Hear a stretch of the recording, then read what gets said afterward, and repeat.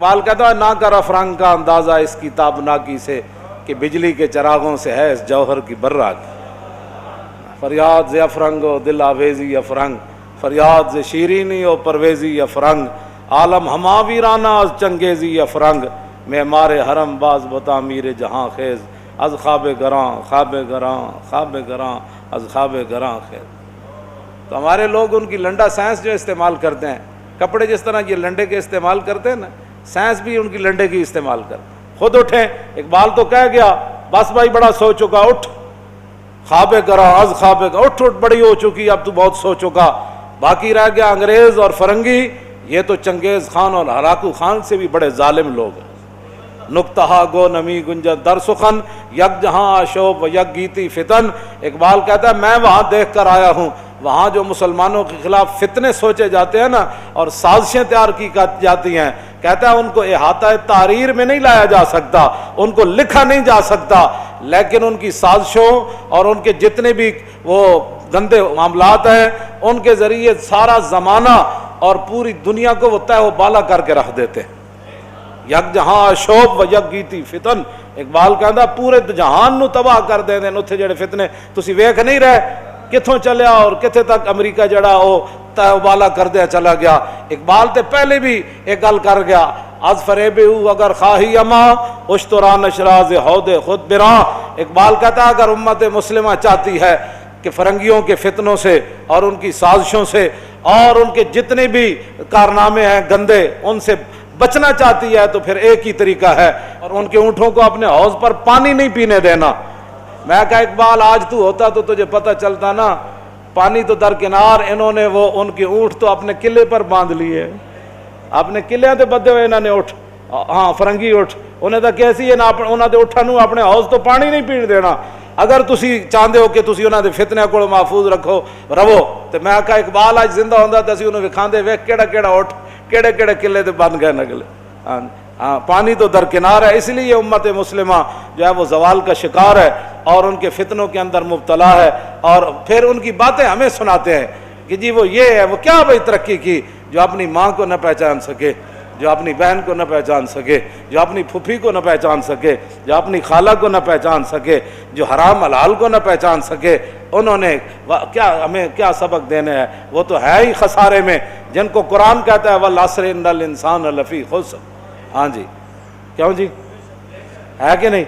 ہاں قرآن کا یہ فیصلہ ہے ہاں کہ انسان خسارے میں ہے، تو پھر فائدے میں کون ہے؟ فرمایا الا الذین آمنوا وعملوا الصالحات. ہاں جی یہ تو ہے ہی خسارے میں، ان کے پیچھے چل کر خسارہ ہی ہو سکتا ہے. ہاں جی جن کو قرآن خسارے میں کہتا ہے، تم کیسے کہتے ہو کہ یہ ترقی کر رہے ہیں، یہ فلاں کر رہے ہیں؟ کیا ترقی؟ اس لیے کہ تم نے جو دین مصطفیٰ کو چھوڑا. ہاں جی اقبال کہتا ہے وہ شیطان نے وہ مجلس شورا طلب کی اور کہا کہ جانتا ہوں میں کہ یہ امت حامل قرآن نہیں ہے، وہی سرمایہ داری بندہ مومن کا دین، اور جانتا ہوں میں کہ مشرق کی اندھیری رات میں بے ید بیدا ہے پیران حرم کی آستین. کہتا جانتا ہوں میں جنہوں نے خود دین کا کام کرنا تھا، جنہوں نے دین کو تخت پر لانا تھا، یقین ہی ان کو نہیں ہے کہ واقعی دین مصطفیٰ تخت پر آ سکتا ہے. وہ کہتا ہے جانتا ہوں میں کہ مشرق کی اندھیری رات میں بے ید بیدا ہے پیران حرم کی آستین. وہ بھی یورپ کا ایک دورہ کر کے آتے ہیں تو ان کے زلفوں کے اسیر ہو جاتے ہیں، اور یہاں آ کر پاکستانیوں کہتے ہیں ہم نے وہاں بہت دیکھا. کیا دیکھا؟ ہمیں پتہ ہے تم نے کیا وہاں کیا دیکھا. میں نے کہا اقبال بھی دیکھ کر آیا تو کہنے لگا او توبہ توبہ توبہ توبہ توبہ، خیرہ نہ کر سکا مجھے جلوہ دانش فرنگ، کہ سرما تھا میری آنکھ کا خاک مدینہ و نجف. کیوں جی؟ ہاں جی میں آزمہ خانہ یورپ چشیدم بجانے من کے درد سر خریدم. کہنے لگا ہاں میں بھی یورپ کے اندر گیا، میں نے بھی ان کی میچ چکھی کہ یہ کیا پڑھاتے ہیں یہاں. تو کہنے لگا کیا بات ہے کیا پڑھاتے ہیں؟ اقبال کے سر درد میں اضافہ کیا، نشستم بانے کو یانے فرنگی ہزار روزے کے بے سود تر ندیدم. کہنے لگا جتنی دیر میں فرنگی پروفیسروں کے پاس رہا، ان کے دانشوروں کے پاس رہا، ان کے سائنسدانوں کے پاس رہا، انہوں نے میرے سر درد کے اندر اضافہ ہی کیا، اور میری زندگی کا بدترین وقت وہ گزرا جو میں ان کے پاس بیٹھا. فقیرم ازد خواہم ہرچ خواہم، حضور میں تو آپ کے در کا فقیر ہوں، جو بھی مانگوں گا وہ آپ سے مانگوں گا، یہ مجھے کیا دے سکتے ہیں؟ ہاں جی اس لیے ہمارے لوگ اس اقبال کو اسی لیے پس پشت رکھتے ہیں. اور یہ جتنی بھی چون چون کے مربے جمع ہو رہے ہیں اور کہتے ہیں کہ مذہب کو ہم نے داخل نہیں ہونے دینا، میں نے کہا پہلے تو تم پاکستان سے باہر نکلو نا. مذہب کو ہم نے استعمال نہیں کرنے دینا سیاست میں. تو میں نے کہا یہ پاکستان کی بنیادوں میں مذہب ہی تو داخل ہوا، پاکستان بنا. روٹی کپڑے دے نا تے دسو ایک وقت قائد اعظم نے نعرہ لایا ہوئے، یا پیر سید جماعت علی شاہ صاحب نے، یا جناب سید ابو الاسناد قادری نے، یا سید نعیم الدین مراد آبادی، انہاں لوگوں میں جو ایک بندے نعرہ لایا ہوئے کہ پاکستان کے اندر روٹی اور کپڑا اور مکان ملے گا. میں نے کہا یہ تو تمہارے بڑوں نے نعرہ لگایا ہے نا. ہاں جی، سیاست کے لیے ہمارے بڑوں نے جو پاکستان بناتے ہوئے نعرہ لگایا تھا وہ یہ تھا کہ بٹ کے رہے گا ہندوستان، بن کے رہے گا پاکستان. اور پاکستان کا مطلب کیا؟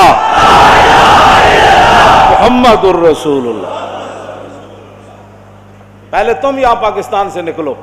ہاں کہتے جی یہ مولوی مذہب کو سیاست کے لیے استعمال کر رہے ہیں. میں نے کہا یہ تو ہمارے بابے سارے ہی استعمال کیتے ہیں. یہ نعرے ہوتے بھی تو لوگ اپنی بچیاں ذبح کیتیاں.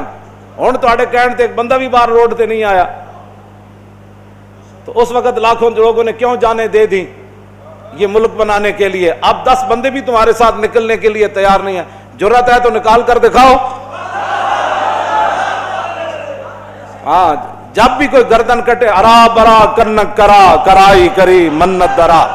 ہاں جی، حضرت بلال حبشی دی قبر انور تے لکھیا حبشی زبان نات ایک شعر ہے، فرمایا ارا برا کنک کرا کرائی کری منت درا اذا المکارم فی آفاقنا اذا ذکرت وفینا بک یضرب المثل.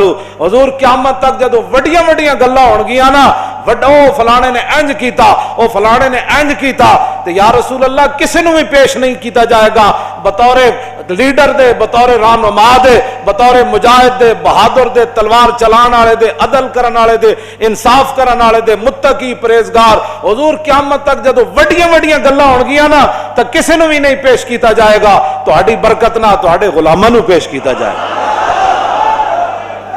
ہاں جی.